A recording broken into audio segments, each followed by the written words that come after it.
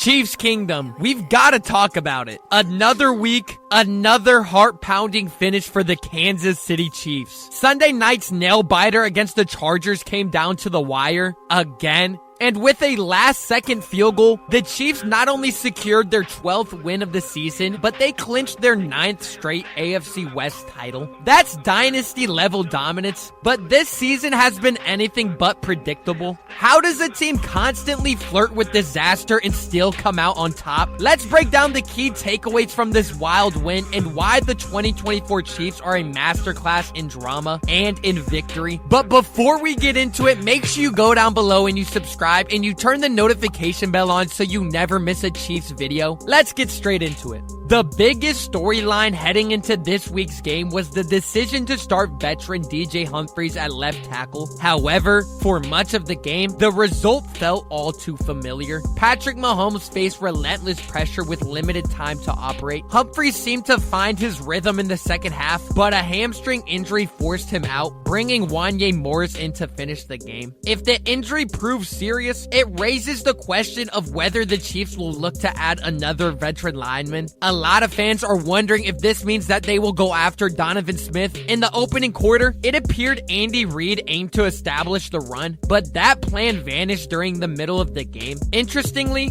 Reid returned to the run late once the team was playing from behind, a strategy that ultimately paid off. The running game was instrumental in keeping the Chiefs in contention and securing the win. Defensively, Steve Spagnuolo's goal of holding opponents to 17 points or fewer was met yet once again, but not without issues. What began as near explosive plays in the first half turned into true explosive plays in the second, exposing ongoing struggles in the secondary. The cornerbacks and safeties are still a concern, since there's a lack of pressure from the front four. Without sending blitzers, opposing quarterbacks have had too much time to make plays. One bright spot has been defensive tackle Turk Wharton, who delivered clutch performances, including 2 critical plays that helped keep Los Angeles out of the end zone. His contributions, specifically on the final drive, were pivotal in securing the win. The Chiefs' offense entered Week 14 with plenty of room for improvement despite some positive underlying metrics in recent weeks. Questionable play calling, a fading run game, Mahomes not consistently reaching his elite standards, and struggles from the offensive tackles all contributed to an offense that has faced its share of scrutiny. Against a tough Chargers defense, the #1 ranked defense in the league, the challenges were evident. Jess Minter's unit gave Kansas City significant trouble early, specifically in the first half. On their first 5 drives, the Chiefs managed only 2 field goals and punted 3 times, averaging a mere 4.3 yards per play.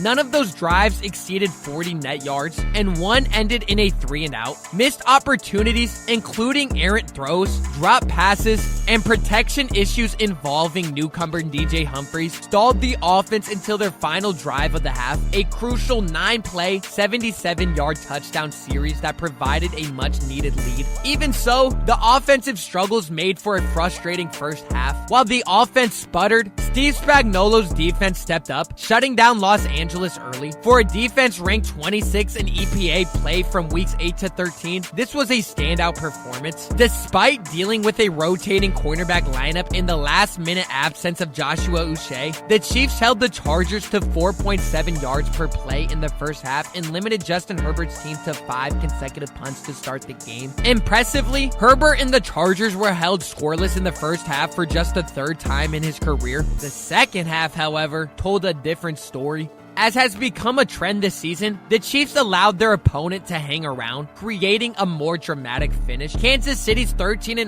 halftime lead evaporated in the third quarter as the Chargers scored 2 touchdowns on sustained drives, dominating time of possession and forcing the Chiefs into another late-game test. Spagnuolo's defense, stellar in the first half, gave up 3 consecutive scoring drives in the second, 2 of which spanned 13 plays or more. Offensively, the Chiefs saw limited opportunities in the second half, with issues in pass protection, coverage, and the pass rush all surfacing at critical moments. While the Chiefs' 10-0 record in one-score games this season demonstrates their resilience, the vulnerabilities remain concerning. This year's team feels both fragile and unstoppable at the same time. They now have won 15 straight one-score games. Earlier on Sunday, the Bills' loss to the Rams gave Kansas City an opportunity to strengthen its position in the AFC playoff picture. A win against the Chargers not only secured the AFC West title, but also provides a crucial buffer in the race for the AFC's top seed. It wasn't a perfect performance, but the Chiefs did what they needed to, clinching the win with a walk-off field goal. With the victory, Kansas City claimed its 9th consecutive AFC West title,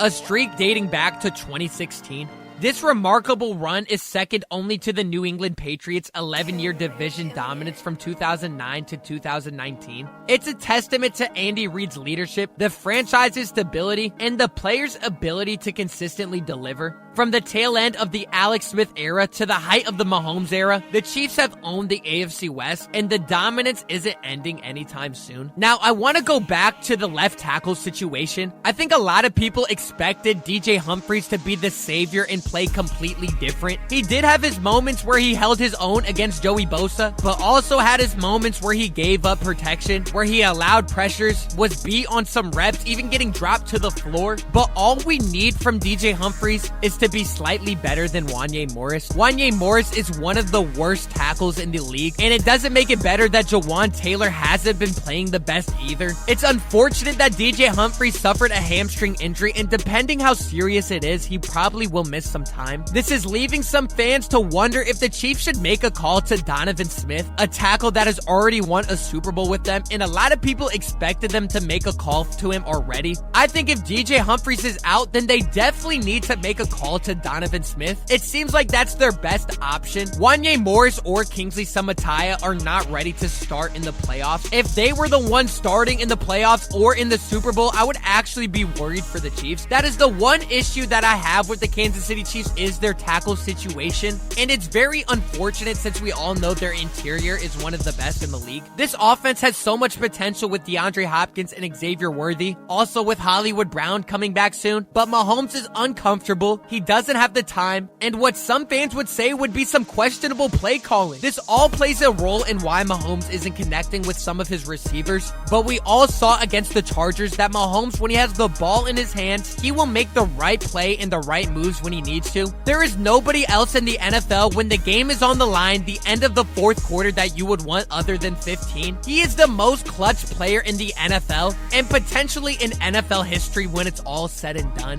I would never bet against Mahomes, and these people on ESPN and on TV talking about point differential are all gonna look stupid at the end of the year. The Chiefs don't care about how many points they win by. They just want to win games and get into the playoffs and show everybody what matters the most, which is winning Super Bowls. That's all they care about, is winning this three-peat. Let me know down below what you thought about this Chiefs game. Let me know your thoughts going into the playoffs. And if you haven't already and you made it this far, make sure you go down below and you subscribe and you turn the notification bell on so you never miss a Chiefs video or any video at all. Leave a like as well. I greatly do appreciate it, and I'll see you on the next one.